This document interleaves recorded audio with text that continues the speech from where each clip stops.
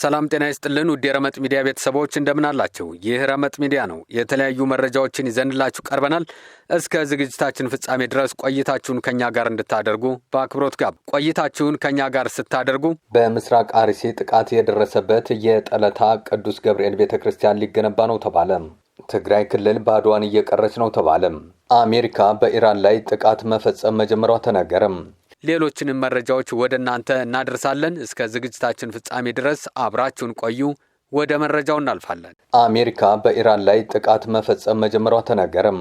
ፕሬዚዳንት ትራምፕ ኢራን በሆርሙዝ ባህረ ሰላጤ ላይ የአሜሪካን አፓቺ ሄሊኮፕተር መታ ጥላለች በማለት ከከሰሱና ምላሽ እንደሚሰጡ ከዛቱ በኋላ አሜሪካ በኢራን ላይ ወታደራዊ ጥቃት መክፈቷ ተገለጸም። የአሜሪካ ማዕከላዊ እዝ ማክሰኞ ዕለት እንዳስታወቀው የአሜሪካ ኃይሎች ከምሽቱ 11 ሰዓት ጀምሮ ጥቃቱን መፈጸም ጀምረዋል። ማዕከላዊ እዙ ይህንን ተልዕኮ ምንም አይነት ትንኮሳ ላልተደረገበት የኢራን ጥቃት የተሰጠ ተመጣጣኝ ምላሽ ሲል ገልጾታል። ፕሬዚዳንት ትራምፕ በትሩዝ ሶሻል ገጻቸው ባሰፈሩት መልእክት በተከሰከሰችው ሄሊኮፕተር ውስጥ የነበሩ 2 አብራሪዎች ደህንነታቸው የተጠበቀ መሆኑንና ጉዳት እንዳልደረሰባቸው አረጋግጠዋል። ሆኖም ምንም እንኳ አብራሪዎቹ በህይወት ቢኖሩም ዩናይትድ ስቴትስ የግድ ለዚህ ጥቃት ተመጣጣኝ ምላሽ መስጠት አለባት በማለት ወታደራዊ እርምጃውን አጽድቀውታል። በሌላ በኩል አንድ የአሜሪካ ባለስልጣን ሄሊኮፕተሯን የመታት የኢራን ድሮን ሆን ብሎ ያደረገው ይሁን አይሁን በግልጽ እንደማይታወቅ ለሲቢኤስ ዜና ተናግረዋል። ከፊል መንግስታዊ የሆነው የኢራን ሜህር ዜና ወኪል በበኩሉ ኢራን ለጥቃቱ ኃላፊነት እንዳልወሰደች ዘግቧል። የኢራን የውጭ ጉዳይ ሚኒስትር አባስ አራቅቺ ባወጡት መግለጫም በኢራን ድንበር አቅራቢያ የሚገኙ የውጭ ኃይሎች በራሳቸው የሰው ሰራሽ ስህተት አደጋ ወይም ግጭት መሃል የመግባት አደጋ ተጋርጦባቸዋል ብለዋል። አደጋውን ለመቀነስም አካባቢውን ለቀው መውጣት እንዳለባቸው አሳስበዋል። ከዋሽንግተን ጋር በሚደረገው የሰላም ድርድር የኢራን ከፍተኛ ተደራዳሪ የሆኑት መሐመድ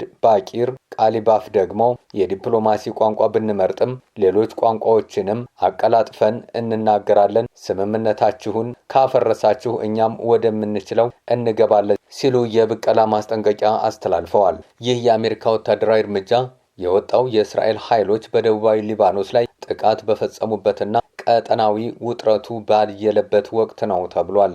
ኢራንና እስራኤል ባለፈው ሳምንት መጨረሻ ላይ ተኩስ ከተለዋወጡ በኋላ ጥቃታቸውን አቁመው የነበረ ሲሆን ፕሬዚዳንት ትራምፕ በዋሽንግተንና በቴህራን መካከል ያለውን ቀጠናዊ ጦርነት የማስቆም ድርድር አደጋ ላይ እንዳይወድቅ ሁለቱም ሀገራት ተኩስ እንዲያቆሙ በአደባባይ ጠይቀው ነበር። ትራምፕ ከጋዜጠኞች ጋር በነበራቸው ቆይታ በስምምነት ማጠናቀቂያ ምዕራፍ ላይ መሆናቸውንና በ2 ወይም 3 ቀናት ውስጥ ሊጠናቀቅ እንደሚችል ገልጸው የነበረ ቢሆንም የሄሊኮፕተሯ መመታት አሜሪካን ለሀገር ውስጥ ፖለቲካዊ ጫናዎች ምላሽ እንድትሰጥ አድርጓታል። የተከሰከሱትን አብራሪዎች የማዳን ዘመቻ በተመለከተ ማዕከላዊ እዙ አስገራሚ መረጃ ይፋ አድርጓል። ሰኞ ምሽት የተካሄደውን ይህን የማዳን ስራ የመሩት የአሜሪካው የባህር ኃይል ማዕከላዊ እዝ እና 82ኛው የአየር ወለድ ክፍለ ጦር ሲሆኑ ወታደሮቹን ከባህር ላይ አውጥቶ ማትረፍ የቻለው በ2024 በባህሬን የተቋቋመው ታስክ ፎርስ 59 የተባለው የባህር ላይ ድሮን ሰው አልባ መርከብ ነው። ይህ ሰው አልባ መርከብ ወታደሮቹን ከውሃ ላይ በማውጣት ወደ ሌላ ደህንነቱ የተጠበቀ ቦታ ካጓጓዛቸው በኋላ በሌላ ሄሊኮፕተር ተነስተው ሕክምና ሊያገኙ መቻላቸው ተዘግቧል። ትግራይ ክልል ባዶዋን እየቀረች ነው ተባለም። በክልሉ ያሉ ነዋሪዎች ክልሉን ለቀው ለመውጣት ጥረት እያደረጉ መሆኑን ዶይቼ ቬለ ዘግቧል።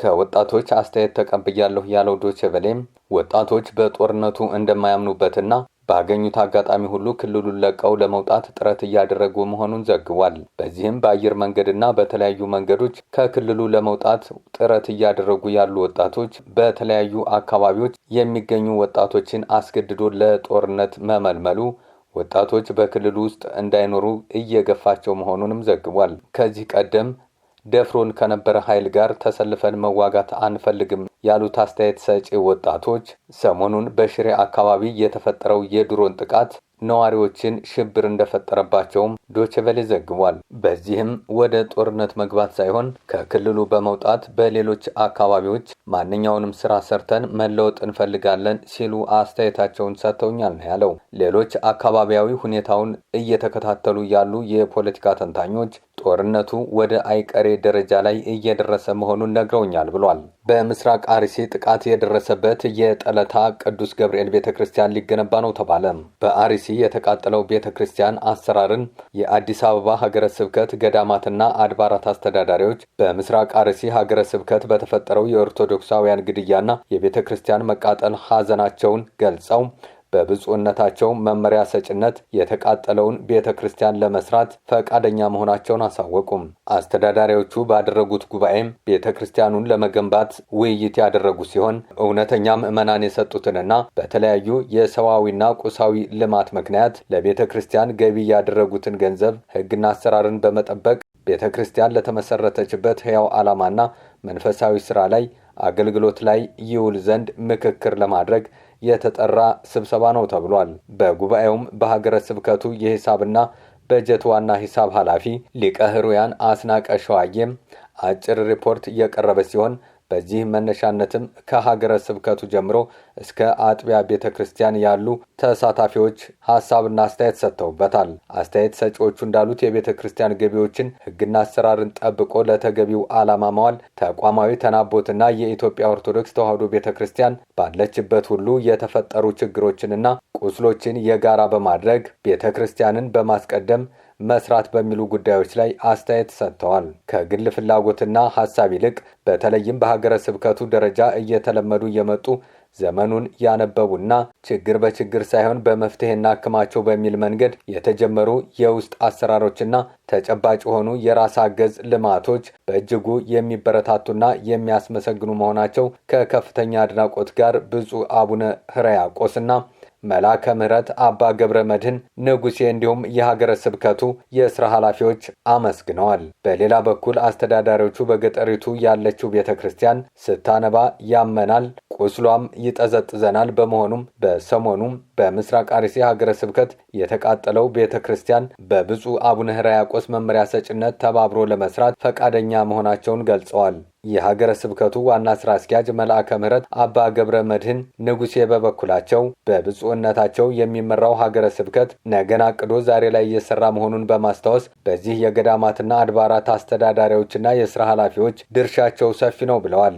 አክለውም የተቀበልነው ሕያው ተልእኮ ቤተክርስቲያንን የመጠበቅ ብቻ ሳይሆን ዘመኑን በዋጀ መልኩ ለቀጣዩ ትውልድ በክብር የማስተላለፍ ድርሻ አለብን። ለዚህ ደግሞ የቤተ ክርስቲያንን ገቢ በአግባቡ መጠቀምና ቤተ ክርስቲያንን የሚጠቅሙ ስራዎችን በመስራት መሆን አለበት ብለዋል።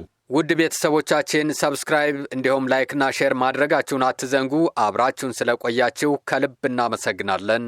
ጤና ይስጥልን።